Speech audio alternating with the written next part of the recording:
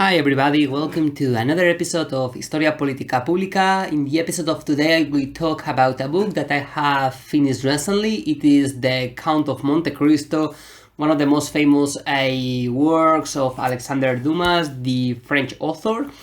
And accordingly it is one of the classics of the literature. It's a book which has a great amount of subjects in its story. It is based on 1815 during the Napoleonic Wars and tells a story of love, injustice, revenge, desolation, and memory. I am going to do a couple of episodes about this book, but I will try to not tell too much about the story. I think it is very interesting to read, and I encourage all of you to read the story, but just to explain some parallelism with our current society, some of the political ideas behind the Count of Monte Cristo, and some cultural references that have appeared in other works, such as obviously in V for Vendetta, in Pirates of the Caribbean, and obviously this also has drink a lot of the Divine Comedy of Dante. In that sense, as I mentioned, the story takes place in France, in Italy, and in the islands in the Mediterranean during the historical events of 1815 to 1839. This is the era of the Bourbon Restoration through the reign of Louis Philippe of France, Louis XVIII, and it begins on the 24th of February of 1815. At that moment, a Napoleon has exiled in the island of Elba. Later on, he will begin the 100 Days periods in which the Emperor Napoleon is trying to take again the power.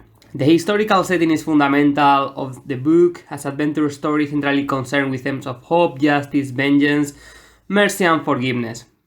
It centers on a man who is wrongfully imprisoned, escapes from jails, and from then on, the idea of punishing and rewarding, it covers an important part of this book. The thing is, the main character of the book is called Edmundo Dantes. The name is a clear reference, obviously, to Dante and his trip to hell and so on. He's being punished for loving Mercedes and for being chosen to become the next captain of the Pharaoh, the ship of Mr. Morel. The problem here is that even though he do not think that has many enemies in his life, in fact, he considers himself as being a kind of love person because he's charming, he's humble, and so on. There will not be any reason for him to have enemies conspiring against him. However, sadly, two enemies seem to arise in the life of Dantes. One of them is a person who loves Mercedes, his cousin Fernando, and one of the other is the member of the crew, Danglars. Danglars was expecting that after the death of Captain Leclerc, he could be chosen to occupy the position. However, it seems that because the second in command is Dantes, he will become the captain of the Pharaoh, even though he's very young. I think at the time, in 1815, he's 19 years old. So, you have on the one hand Fernando, who loves the person who is in love with Dantes, Mercedes, and they are going to be married.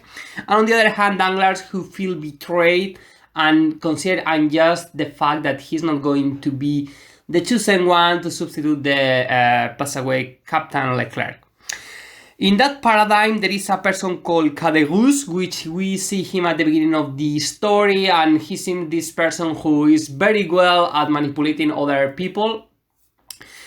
Therefore, the three of them plan a conspiracy to exculpate Dantes and put him in prison. Although Caderousse, it seems to do that in a kind of jokingly manner. He's like more a kind of a strambotic person who likes to talk. It doesn't seem that there are much evil behind him, and Dantes later on will realize that. However, there is more envy, rage under the skin of Danglars and Fernando. And obviously they are drinking alcohol, and at the end they plan something. which will change the life of Edmundo Dantes and his loved ones forever.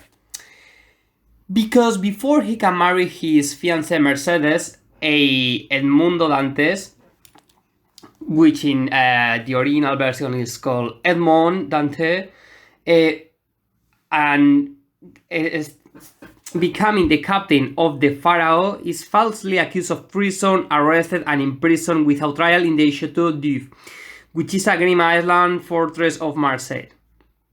For going there, it is fundamental the role of Villefort. Villefort is a person who wants to gain the favor of the new appointed king, and in order to do so, there is a current to accusing everybody of a supporter of Napoleon, of Bonapartism.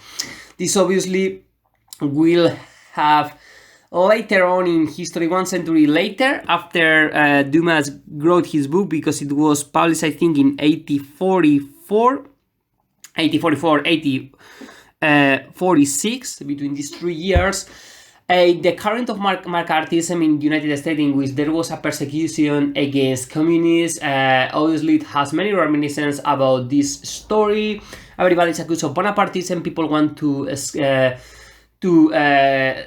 climb in the ladder of the social class in order to gain favors and defeat their enemies.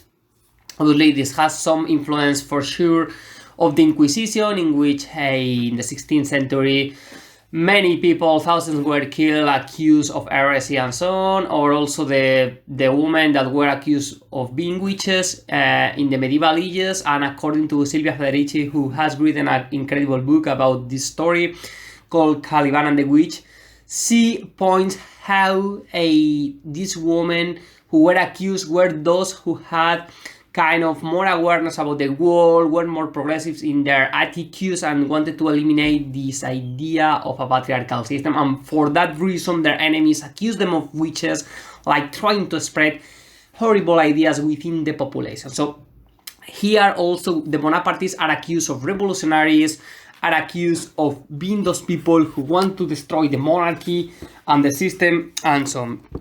And this is fundamental for Villefort to take part on this conspiracy.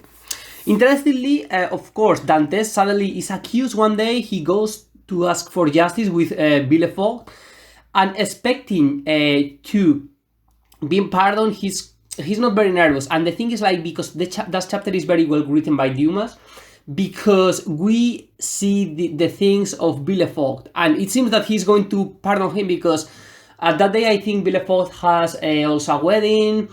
And also he's kind of happy, and he's thinking like, oh, this person is not guilty, so he cannot be condemned. But at the same time, he's thinking, well, but I need to gain the favor of the king, so I will accuse him of being a Bonapartist. It is interesting how Dumas here takes the idea of justice, obviously as a mockery. The idea that the judges are independent and they are always to be just is obviously an anachronism, and Dumas precisely points that in his book. And in fact, it is clear when this person who accordingly had to implement justice in the country, Villefort, at the end, he doesn't want to do that, because he prefers an individual desire, which is grow up in society, rather than establish a system of equal justice for everybody. So the victim in that is Edmundo Dantes, who is sent to the Chateau of If, the island of If, in which he will be imprisoned under the dark dungeons of there. And also he realized, Dantes, before going there, that this place is reserved just to the worst criminal.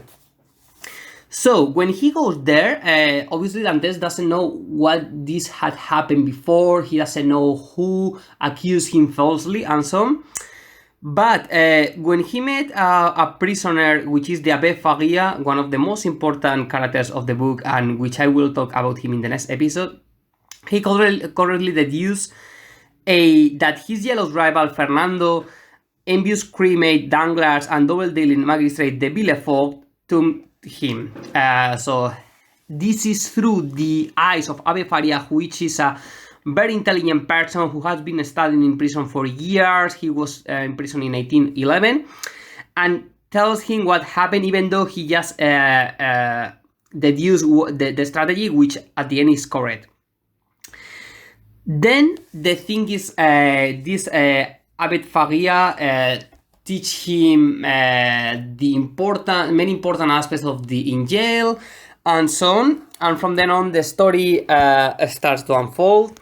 And I will stop here the episode, and next one I will continue talking about this book, which is very important, his development while in jail, and the other references that are important. And also we'll explain a bit about the French Revolution in order to touch with the idea of accusing people of Bonapartism, which obviously this it is a current that before 1815, since 1789, the society in France had changed a lot through the French Revolution. After we have the empire and so on, and all those years made that the most conservative people were on retreat to race on when they found their moments to try to impose their restoration in Europe.